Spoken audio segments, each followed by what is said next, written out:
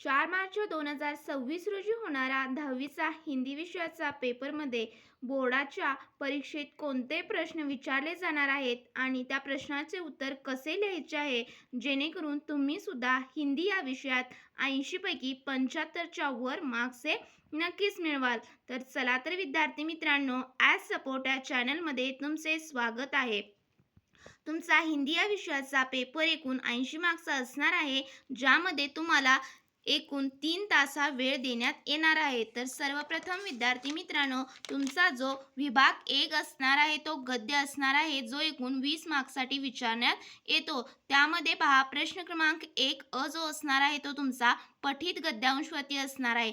म्हणजेच तुम्हाला हिंदीच्या पाठ्यपुस्तकातीलच एखादा तुम्हाला पठित गद्यावरचाच एक उतारा देणार आहेत आणि त्यावरचे तुम्हाला एकूण 8 मार्क्ससाठी हे प्रश्न विचारण्यात येणार आहेत. तर गोवा जैसे मैंने देखा हा जो तुम्हाला हिंदीच्या पाठ्यपुस्तकातील पाठ्य आहे त्यावरीलच हा उतारा आहे. तर पाहूयात, पहिली जी असणार आहे कृती ती आकलन कृतीवरती असणार आहे, ज्यामध्ये तुम्हाला जोड्या जुळवा किंवा संजाल पूर्ण कीजिए, त्यानंतर आकृती पूर्ण कीजिए किंवा रिक्त स्थान भरिये, त्यानंतर सही या गलत पहचान कर लिखिए. तर असे 2 मार्क्सचे सोपे प्रश्न असणार आहेत. तर पाहू शकता, जोड्या जुळवा याचं कसं अ गट लिहायचं आहे आणि त्यानंतर तुम्हाला ब गटातील उत्तर लिहून तुम्हाला व्यवस्थित त्याच्या पुढं काय उत्तर येईल ते व्यवस्थित अगदी लिहायचं आहे, ज्यासाठी तुम्हाला 2 मार्क्स मिळणार आहेत. जर तुम्ही यातील 2 जोड्या चुकवला तर तुम्हाला 1च मार्क्स मिळून जाणार आहे. त्यानंतर पहा, दुसरा जो असणार आहे तो देखील आकलन कृतीवरतीच असणार आहे, ज्यामध्ये तुम्हाला संजाल पूर्ण कीजिए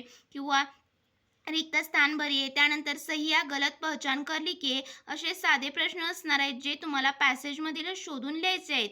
तर इथं पाहू शकता, लेखकने गोवा की क्या क्या विशेषताएं बताई, हे जे दिलेलं आहे कृती किंवा संजाल पूर्ण कीजिए ही तुम्हाला पेननच काढायची आहेत. अजिबात इथे पेन्सिलचा वापर करायचा नाही. त्यानंतर तुम्हाला ह्याचं उत्तर हे पॅसेजमध्येच असणार आहे, जे तुम्हाला शोधून व्यवस्थित अगदी चौकटी पेनानं काढून त्यामध्ये लिहायचं आहे. तर इथं पाहू शकता, लगभग 40 छोटे बड़े बीच है, नीले पानी के खूबसूरत बीचेस से सांस्कृतिक परंपरा, त्योहारों का अनोखा उत्साह है. तर गोव्याची जी विशेषता आहे ती व्यवस्थित अगदी तुम्हाला पॅसेजमध्येच याचं उत्तर असणार आहे, शोधून फक्त लिहायचं आहे, जे 2 मार्क्ससाठी असणार आहे.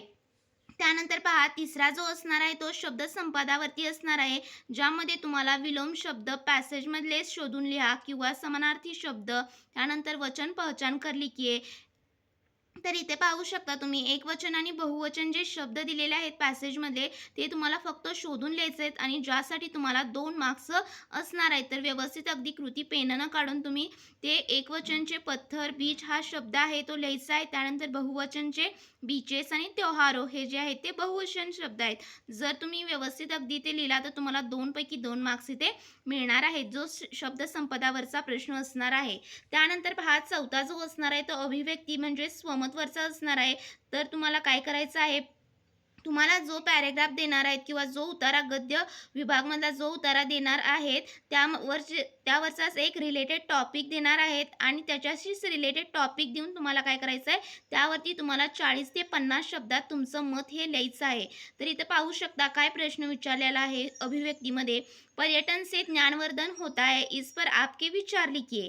तर पर्यटन म्हणजेच घुमना से ज्ञानवर्धन होता आहे, तर याविषयी तुम्हाला काय करायचं आहे, तर याविषयी तुमचं मत लिहायचं आहे. तर इथं पाहू शकता लिहिलेलं आहे, असं तुम्हाला हिंदीमध्ये अतिशय शुद्ध लेखनाच्या नियमानुसार हिंदीत सरळ भाषेत काय करायचं आहे, तर हे जो उत्तर लिहायचं आहे. तर पर्यटन से व्यवहारिक ज्ञान बढ़ता है और संस्कृति को करीब से जानने का मौका मिलता है, जिससे मानसिक शांति और नई जानकारी मिलती है. यह न केवल नई जगहों को देखने का आनंद देता है, बल्कि दृष्टिकोण को व्यापक बनाकर हमें अधिक जागरूक बनाता है. अनजान जगहों पर यात्रा करने से आत्मविश्वास बढ़ता है, आत्मनिर्भरता आती है और निर्णय लेने की क्षमता में सुधार होता है. यह जीवन को नई दृष्टी प्रदान करता है. तर अशा प्रकारे तुम्ही एक 5 ते 6 ओळीत जर तुमचं उत्तर व्यवस्थित लिहिलं आणि तुम्हाला इथे 2 मार्क्स हे मिळणारच आहेत. त्यामुळे हा प्रश्न स्वमतचा कोणीही स्किप करायचा नाही. तर अशा प्रकारे विभाग 1 गद्यमधील प्रश्न क्रमांक 1 जो अ होता तो पठित गद्यांशवर होता, जो एकूण 8 मार्क्ससाठी आपण पाहिला. त्यानंतर पहा, प्रश्न क्रमांक 1 आ असणार आहे तो देखील 8 मार्क्ससाठीच असणार आहे आणि तो देखील तुम्हाला पठित गद्यांशवरचाच असणार आहे. म्हणजेच पाठ्यपुस्तकातील जी तुम्हाला पाठ्य आहे त्यावरचाच एखादा एक हिंदीच्या पाठ्यपुस्तकातील जे पाठ्य आहे त्यावरचाच एखादा तुम्हाला काय करणार आहेत पॅसेज देणार आहेत आणि त्यावरचे 8 मार्क्ससाठी हे प्रश्न असणार आहेत. तर इथं पाहू शकता इमानदारी की प्रतिमूर्ती हा जो तुम्हाला हिंदीच्या पाठ्यपुस्तकातील पाठ्य आहे त्यावरीलच एखादा तुम्हाला उतारा दिलेला आहे आणि त्यावरचे 8 मार्क्सचे प्रश्न कसे विचारले आहेत पाहूयात.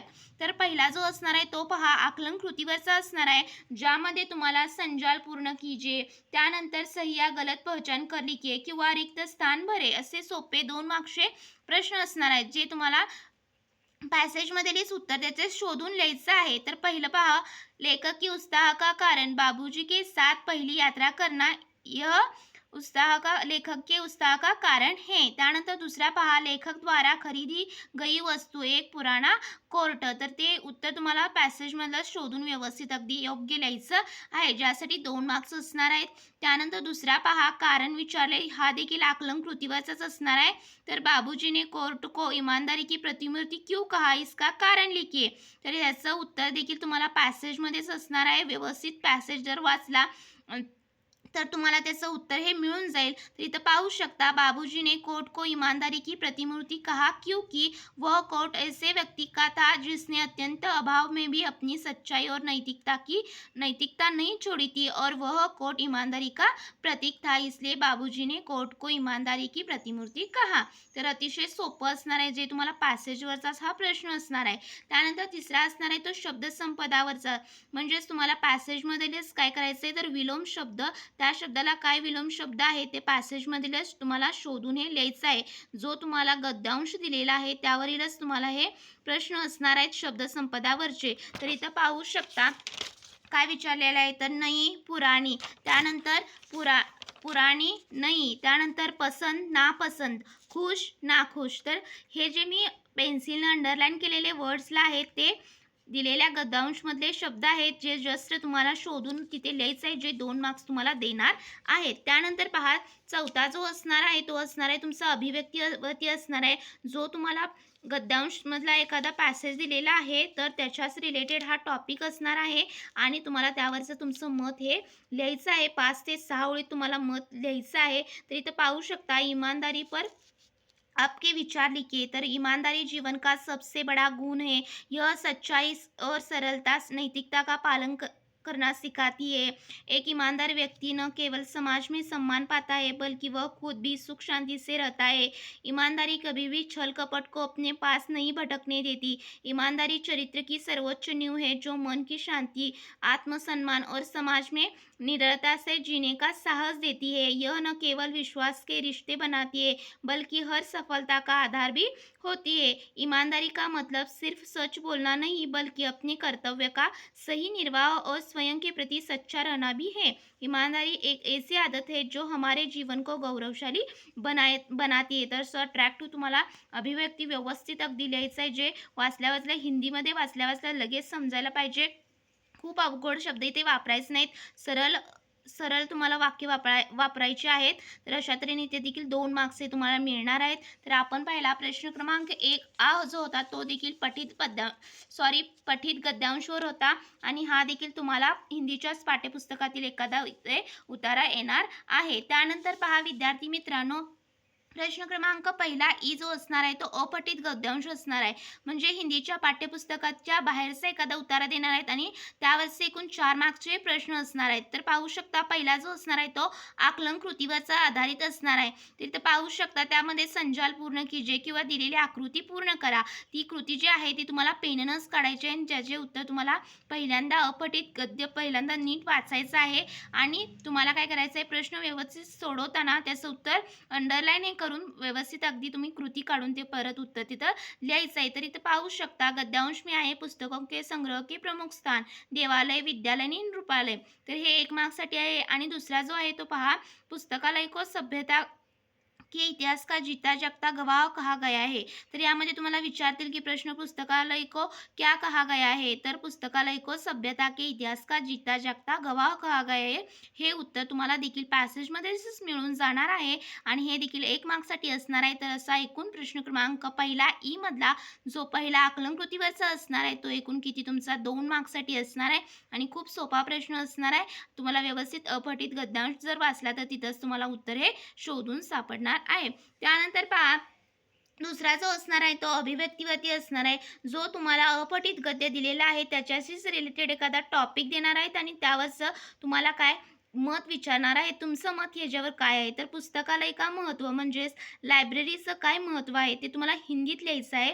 तर इथं पाहू शकता पुस्तकालय ज्ञान की भंडार होते हैं जो हमें गौरवशाली अतीत से जोड़ते हैं. वे हमारे मित्र बनकर मार्गदर्शन करते हैं और विभिन्न विषयों की जानकारी प्रदान करते हैं. यह पढ़ने सोचने और शोध करने के लिए एक शांत वातावरण प्रदान करता है जो एकाग्रता बढ़ाने में मदद करता है. यह छात्रों के लिए पाठ्यपुस्तकों और संदर्भ सामग्री का बेहतरीन स्रोत है जो उनकी शैक्षिक सफलता में सहायक होता है. पुस्तकालय बिना किसी भेदभाव के सभी वर्गों के लोगों की पढ़ने और सीखने का समान अवसर प्रदान करता है. तर 2 पॅरेग्राफमध्ये म्हणजेच 5 ते 6 ओळीत तुम्ही जर याचं उत्तर लिहिलं तर इथे देखील तुम्हाला 2 मार्क्स मिळून जाणार आहेत. तर अशा तऱ्हेने आपण विभाग 1 जो गद्य होता तो पहिला जो एकूण 20 मार्क्ससाठी असणार आहे. त्यानंतर विभाग जो 2 असणार आहे तो पद्य विभाग असणार आहे जो एकूण तुमचा 12 मार्क्ससाठी असणार आहे. तर इथं पाहू शकता तुम्ही जे तुम्हाला पाठ्यपुस्तकातील जे पद्य विभागासाठी कविता दिलेल्या आहेत त्यावरचा आधारित हा 12 मार्क्सचा एकूण विभाग असणार आहे. पहिला जो असणार आहे तो पहा प्रश्न क्रमांक 2 असणार आहे तो 6 मार्क्ससाठी असणार आहे. तुम्हाला एक पाठ्यपुस्तकातील एखादी पठित कविता देतील आणि त्यावरचे 6 मार्क्सचे प्रश्न असणार आहेत. तर पहिला जो असणार आहे तो आकलन कृतीवरचा असणार आहे ज्यामध्ये तुम्हाला संजाल पूर्ण कीजिए किंवा रिक्त स्थान भरिये. तर असे सोपे प्रश्न असणार आहेत ज्याचे उत्तर तुम्हाला कवितेमध्येच असणार आहे ते शोधून फक्त इथे लिहायचं आहे जे एकूण 2 मार्क्ससाठी असणार आहे. त्यानंतर ही जी कविता आहे ती भारत का महिमा जी तुम्हाला हिंदीच्या पाठ्यपुस्तकातील कविता आहे त्याच्यावरचे आहे आधारित प्रश्न आहे. तर पाहू शकता दुसरा जो असणार आहे तो तुमचा शब्दसंपदावरती असणार आहे ज्यामध्ये तुम्हाला काय करायचं आहे तर इथं पाहू शकता तुम्ही वचन बदल कर लिखे किरणचं किरणे हारचं परत हारच राहणार. त्यानंतर पहा दुसरा जो आहे ते लिंग पहचान कर लिखे हिमालय हे पुल्लिंग आहे आणि उषा हे स्त्रीलिंग आहे. हे एकूण किती 2 मार्क्ससाठी असणार आहे शब्दसंपदावरचा प्रश्न. त्यानंतर पाहू शकता जो तिसरा आहे तो असणार आहे तुमचा की दिलेले कवितेतील काही ओळींचे तुम्हाला अर्थ लिहायचा आहे जो 2 मार्क्ससाठी असणार आहे. तर इथं पाहू शकता तुम्हाला अजिबात कवितेच्या ओळी परत उत्तरपत्रिकेमध्ये लिहिण्याची आवश्यकता नाही फक्त त्याचा अर्थ लिहायचा आहे. तर जगे हम लगे जगाने विश्वलोक में फैला फिर आलोक. तर इथं पाहू शकता त्याचा अर्थ सरळ अर्थ लिहिलेला आहे जो तुम्हाला 4 ते 5 ओळीत लिहायचा आहे आणि इथे देखील तुम्हाला 2 मार्क्स असणार आहेत. तर अशा तऱ्हेने प्रश्न क्रमांक दुसरा अ जो होता तो एकूण किती 6 मार्क्ससाठी असणार आहे. त्यानंतर पहा प्रश्न क्रमांक दुसरा आ असणार आहे तो देखील 6 मार्क्ससाठी असणार आहे. जी कविता प्रश्न क्रमांक दुसरा अ मध्ये देतील तीच कविता प्रश्न क्रमांक दुसरा आ मध्ये देणार नाही. तर इथे दुसरी कविता असणार आहे जी तुमच्या हिंदीच्या पाठ्यपुस्तकातीलच एखादी कविता असणार आहे. तर जी छापा कविता आहे बघा त्यावरचे हे प्रश्न आहेत इम्पॉर्टंट. तर छापे मारून पहिला जो असणार आहे तो आकलन कृतीवरचा पाहू शकता कृती पेनानं व्यवस्थित काढलेल्या आहेत आणि जे उत्तर आहे त्याला फक्त पेन्सिलने अंडरलाईन केलेलं आहे. अजिबात इथे पेन्सिलचा वापर कृती काढण्यासाठी करायचा नाही. छापे मारून की घर में स्थिती काय आहे तर तुम्हाला कविता देणार आहेत आणि त्यावरचं तुम्हाला शोधून फक्त लिहायचं आहे. वे डर गए थे वे काप रहे थे हे 1 मार्क्ससाठी आणि दुसरा जो आहे तो देखील कृती जो असणार आहे संजाल पूर्ण कीजिए तो देखील 1 मार्क्ससाठी असणार आहे. कवी के घर में छापे मारों को मिली वस्तू गद्य और पद्य. त्यानंतर हा देखील 1 मार्क्ससाठी एकूण तुमचा जो पहिला असणार आहे आकलन कृतीवरचा 2 मार्क्ससाठी असणार आहे. अशा प्रकारे तुम्हाला व्यवस्थितच तिथं ज्या चौकटी दिलेल्या असतात तसंच काढायचं आहे. जर तिथं वर्तुळ दिलं असेल तर तुम्हाला तिथं उत्तरपत्रिकेमध्ये देखील वर्तुळच काढायचे अजिबात तिथं चौकट काढायची नाही. जशी कृती दिलेली आहे तशीच तुम्हाला काय करायची आहे उत्तरपत्रिकेमध्येही काढायची आहे. त्यानंतर पहा दुसरा जो असणार आहे तो असणार आहे शब्दसंपदावरती असणार आहे ज्यामध्ये एकवचन और बहुवचन शब्द पद्यांश में दिए गए शब्द ढूंढकर लिखिए. तर इथं पाहू शकता 2 शब्द लिहिलेले आहेत जे 2 मार्क्ससाठी असणार आहेत घर और कविता आहे. त्यानंतर तिसरा जो असणार आहे तो पहा तुम्हाला सरळ अर्थ लिहायचा आहे. अंतिम 4 पंक्तियों का सरल अर्थ लिखिए. ह्या पंक्तिया परत या तुम्हाला उत्तरपत्रिकेमध्ये लिहिण्याची अजिबात आवश्यकता नाही. जे एकूण तुम्हाला 2 मार्क्ससाठी हे एकूण हा प्रश्न असणार आहे, तर याचे उत्तर तुम्ही अशा प्रकारे लिहायचं आहे. तर एकूण आपण विभाग 2 जो होता तो पद्य एकूण 12 मार्क्सचा पाहिला. त्यानंतर पाहू शकता विभाग 3 जो असणार आहे तो पूरक पठण असणार आहे आणि हा एकूण 8 मार्क्ससाठी असणार आहे. जो तुम्हाला पाठ्यपुस्तकातील पूरक पठणसाठी जे गद्यांश आणि गद्य आणि पद्य विभाग दिलेले आहेत त्यावरतीच हा प्रश्न आधारित असणार आहे. त्यानंतर पाहू शकता प्रश्न क्रमांक 3 असणार आहे तो पूरक पठणसाठी पूरक पठणवरील गद्यांशाचा असणार आहे.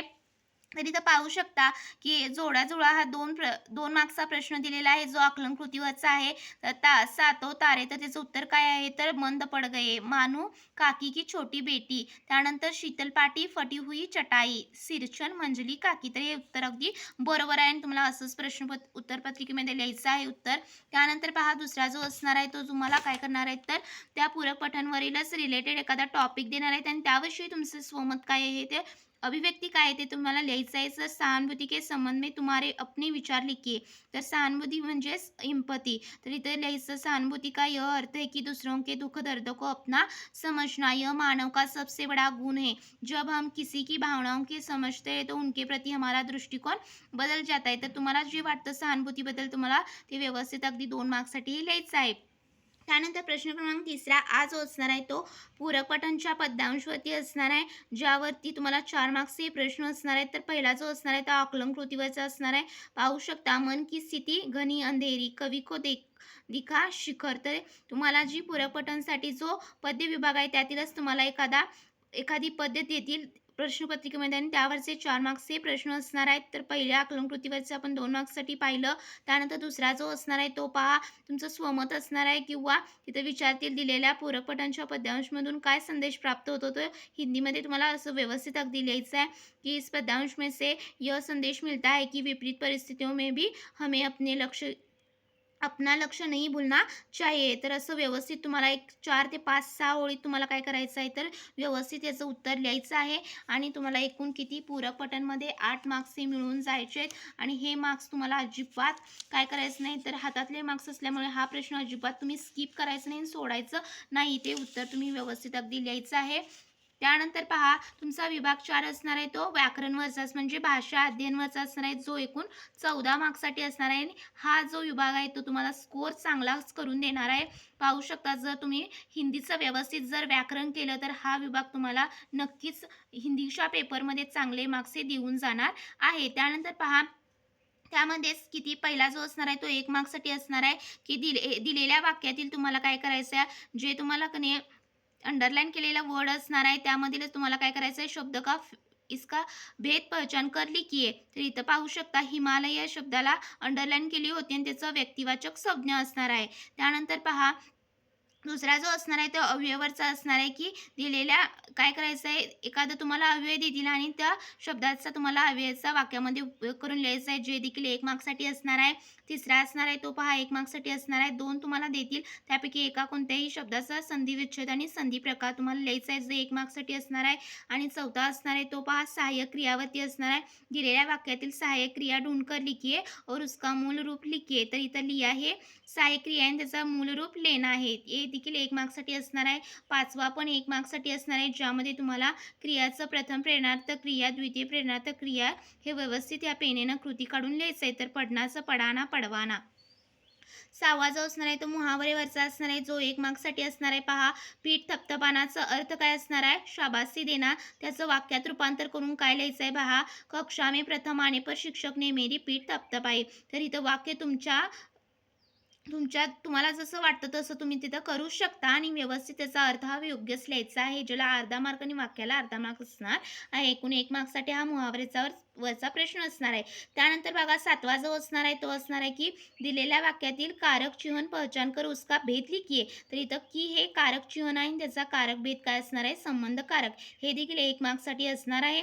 8वा असणार आहे तो तुमचा वाक्यप्रचारावर विरामचिन्हावरचा असणार आहे ज्यामध्ये तुम्हाला काय करायचं आहे तर दिलेल्या वाक्यात योग्य विरामचिन्हांचा वापर करून वाक्य पुन्हा लिहायचं आहे. तर इथं पाहू शकता मैं अपने काम खुद करता हूँ. तर इथं काय येणार आहे पूर्ण विराम येणार आहे जे प्रश्नपत्रिकेमध्ये तुम्हाला ह्या वाक्यामध्ये देणार नाही, तर तुम्हाला योग्य असं विरामचिन्हांचा वापर करून वाक्य पुन्हा लिहायचं आहे. तर हे 1 मार्क्ससाठी असणार आहे. त्यानंतर पहा, जो 9वा प्रश्न असणार आहे तो असणार आहे तुमचा काल परिवर्तनवरचा असणार आहे, जो एकूण 2 मार्क्ससाठी असणार आहे. ज्यामध्ये तुम्हाला पूर्ण भूतकाळमध्ये दिलेलं वाक्य करा. तर मैं हिंदी पढ़ चुका था. त्यानंतर दुसरा जो आहे तो अपूर्ण भूतकाळ व पुस्तक पढ़ रहा था. हे देखील खूप सोपा आहे पहा. त्यानंतर 10वा जो असणार आहे तो असणार आहे तुम्हाला वाक्य की रचना के अनुसार वाक्य का भेद पहचान कर लिखिए. तर इथं काय असणार आहे, जैसी सूर्योदय हुआ वैसी चिडिया चहचहाने लगी. तर हे मिश्र वाक्य आहे. तर योग्य असं वाक्याचा प्रकार कोणता आहे ते ओळखून लिहायचं आहे. त्यानंतर दुसरा जो असणार आहे तो असणार आहे पहा, की दिलेलं वाक्य ह्या दिलेल्या प्रश्नार्थक वाक्यामध्ये किंवा उद्गारार्थी वाक्यामध्ये रूपांतर करून लिहा. तर वाह कितना सुंदर दृश्य हे तिथं उद्गार चिन्ह वापरायचं आहे. त्यामुळे हे उद्गार वाचक हे वाक्य उद्गारार्थी वाक्य होणार आहे. हे देखील 10वा जो प्रश्न आहे तो देखील 2 मार्क्ससाठी असणार आहे पहा. त्यानंतर 11वा जो असणार आहे तो पहा 2 मार्क्ससाठी असणार आहे. जे तुम्हाला कोणत्याही 2 वाक्याचं काय करायचं आहे, वाक्य शुद्ध करून परत लिहायचं आहे, जे तुम्हाला वाक्य शुद्धीकरणावरती आधारित असणार आहे. तर यामध्ये मैं अपने देश से प्यार करता हूँ, तर इथं चुकीचं दिलं होतं वाक्यामध्ये, तर तुम्ही व्यवस्थित केलं आहे त्यामुळे तिथं अंडरलाईन केलेलं आहे. फुलों पर तिथल्या बैठी हे, तर यामध्ये हे देखील चुकीचं दिलं होतं, ते व्यवस्थित शुद्ध करून तुम्ही वाक्य पूर्ण लिहिलेलं आहे, ज्यासाठी 2 मार्क्स असणार आहे. तर असा एकूण जो विभाग होता तो एकूण किती मार्क्स असणार आहे तुमचा, 14 मार्क्स असणार आहे. तुम्हाला अशा प्रकारे हे उत्तर लिहायचं आहे. त्यानंतर तुम्ही पाहू शकता जो विभाग 5 असणार आहे तो खूप लेंदी असणार आहे, ज्यामध्ये तुम्हाला काय करायचं आहे तर उत्तर हे व्यवस्थित लिहायचं आहे. 26 मार्क्ससाठी एकूण खूप मोठा असणार आहे पहा हा विभाग, आणि 26 मार्क्स तुम्हाला मिळवून देणार आहे. त्यामुळे कोणते प्रश्न अटेम्प्ट करायचे जेणेकरून तुमचा वेळेत पेपर होईल आणि इथे मार्क्स देखील तुमचे 26 पैकी एकूण 22च्या वर तर तुम्हाला इथे मार्क्स हे पडलेच पाहिजेत. तर पाहू शकता प्रश्न क्रमांक 5वा जो असणार आहे तो पत्रलेखनाचा असणार आहे, आणि औपचारिक पत्रलेखनाचा हाच फॉर्मॅट योग्य आहे. तर पहिल्यांदा सर्वात आधी दिनांक लिहायचा आहे, तर आणि त्यानंतर कुणाला लिहित आहात पत्र, त्यांचं नाव, त्यांचा पत्ता, त्यानंतर विषय लिहायचा आहे. जर तुम्ही एवढं लिहिला पेपरमध्ये तर तुम्हाला 1 मार्क्स मिळून जाणार आहे. त्यानंतर पहा माननीय महोदय, त्यानंतर बॉडी जी असणार आहे ती पत्राचा जो मजकूर असणार आहे तो एकूण 7 ते 8 ओळीत तुम्हाला असं व्यवस्थित अगदी लिहायचं आहे. पाहू शकता पुस्तक हा जो विषय आहे तो हिंदी पुस्तक मंगाने हेतू पत्र, तर कुठले कुठले हिंदी व्याकरण, हिंदी साहित्य का इतिहास, तर किती प्रति मागणार आहे ते व्यवस्थित लिहायचं आहे. कसं तुम्ही हे करणार आहात याचं पैसे म्हणजे हे जे पुस्तक आहे त्यांचं जी फी होणार आहे किंवा त्यांची जी किंमत होणार आहे ती तुम्ही कशाप्रकारे देणार आहे ते देखील लिहायचं आहे. तर इथे VPPद्वारे देणार आहे, त्यामुळे इथे व्यवस्थित हिंदीमध्ये लिहायचं आहे. हिंदीच्या व्याकरण नियमानुसारच तुम्हाला काय करायचं आहे, वाक्य सरळ आणि साध्या भाषेत लिहायचं आहे. आणि यासाठी तुमचे किती मार्क्स असणार आहे, 1.5 मार्क्स असणार आहे. आणि लास्टला पहा बहुदिया शुभम माने तुमचा पत्ता, व्यवस्थित ईमेल आणि मोबाईल क्रमांक अजिबात लिहायला विसरायचे नाही, याला देखील मार्क्स असणार आहेत. किती झालं, पहिला जो असणार आहे कुणाला लिहितात पत्र त्याला 1 मार्क्स असणार आहे. त्यानंतर याला 1.5 मार्क्स आणि खाली ह्याला तुमचं ईमेल व्यवस्थित लिहिला तर त्याला 1 मार्क्स. तर एकूण किती झाले तुमचे मार्क्स, 3.5 मार्क्स. आणि तुम्ही कसा पेपर लिहिला आहात यासाठी राहिलेले 1.5 मार्क्स असणार आहेत. तुम्ही व्यवस्थितच त्याचं फॉर्मॅट फॉलो केला आहात का, तर व्यवस्थित अगदी लिहिला असला तर त्याला तुम्हाला ग्रॅमॅटिकली म्हणजेच व्याकरणाच्या दृष्टिकोनातून शुद्ध आहेत का वाक्य, तर ह्याला देखील तुमचे 1.5 मार्क्स हे असतात. त्यामुळे व्यवस्थित इथे 5 पैकी 5 हे मार्क्स पत्रलेखनामध्ये घेऊन जायचे आहे. त्यानंतर बघा हा खूप सोपा प्रश्न असणार आहे, ज्यामध्ये तुम्हाला प्रश्न क्रमांक 5वा जो दुसरा असणार आहे त्यामध्ये काय करायचं आहे तर 4 मार्क्ससाठी असल्यामुळे तुम्हाला एखादा गद्यांश देणार आहेत. अपठित म्हणजेच कोणताही गद्यांश देणार आहेत, अजिबात पठित देणार नाहीत. तर त्यावरील तुम्हाला 4 प्रश्न असे तयार करायचे आहेत, ज्याचे उत्तर त्या त्या दिलेल्या अपठित गद्यांशमध्येच असणार आहेत. तुम्हाला फक्त प्रश्न यामध्ये तयार करायचे आहेत पहा, अजिबात तुम्हाला त्या प्रश्नाचं उत्तर लिहायचं नाही. तर इथं 4 प्रश्न केलेले आहेत, प्रत्येकी प्रश्नाला 1-1 मार्क्स असणार आहे. देशाटन के लोकप्रिय होने का कारण क्या है, देशाटन से राष्ट्र और विश्व के स्तर पर क्या लाभ होता है, देशाटन से व्यक्तिगत लाभ क्या है. तर इथं पाहू शकता देशाटन से कौन कौन से प्राकृतिक सौंदर्य देखने को मिलते. दिलेल्या फक्त गद्यांशमधील तुम्हाला काय करायचं आहे ते प्रश्न तयार करून लिहायचे, ज्याचे उत्तर त्या गद्यांशमध्येच असणार आहे. फक्त प्रश्न अशा प्रकारे लिहायचे आणि प्रश्नचिन्ह द्यायला अजिबात विसरायचे नाही. जर तुम्ही प्रश्नचिन्ह नाही तर तुम्हाला 4 पैकी 0 मार्क्स यामध्ये मिळणार आहेत. त्यानंतर पहा प्रश्न क्रमांक 5 हा जो असणार आहे तो एकूण 10 मार्क्ससाठी असणार आहे, ज्यामध्ये तुम्हाला कोणत्याही 2 कृती सोडवायच्या आहेत. तर पहिली कृती असणार आहे ती 5 मार्क्ससाठी एकूण असणार आहे, ज्यामध्ये वृत्तांत लेखन किंवा कहाणी लेखन. तर इथं मी कहाणी लेखन तुम्हाला सोडून दाखवलेलं आहे. जर तुम्ही असं कहाणी लेखन परीक्षेमध्ये लिहिलं तर तुम्ही नक्कीच यामध्ये 5 पैकी 5 मार्क्स हे घेऊन जाल. तर सर्वप्रथम तुम्हाला त्याचं शीर्षक द्यायला, कहाणीचं शीर्षक काय ते द्यायला विसरायचे नाही आणि तुम्हाला जे मुद्दे देणार आहेत कहाणीमध्ये, कहाणी लेखनासाठी जे मुद्दे देणार आहेत त्या सर्व मुद्द्यांचा वापर करून तुम्हाला काय करायचं आहे, व्यवस्थित अशी कहाणी लिहायची आहे. पाहू शकता तुम्ही कशा प्रकारे कहाणी लिहिलेली आहे आणि त्यानुसार सरळ अशी कहाणी म्हणजे व्यवस्थित अगदी साध्या सोप्या ओळीत तुम्हाला काय करायचं आहे तर ती कहाणी लिहायची आहे.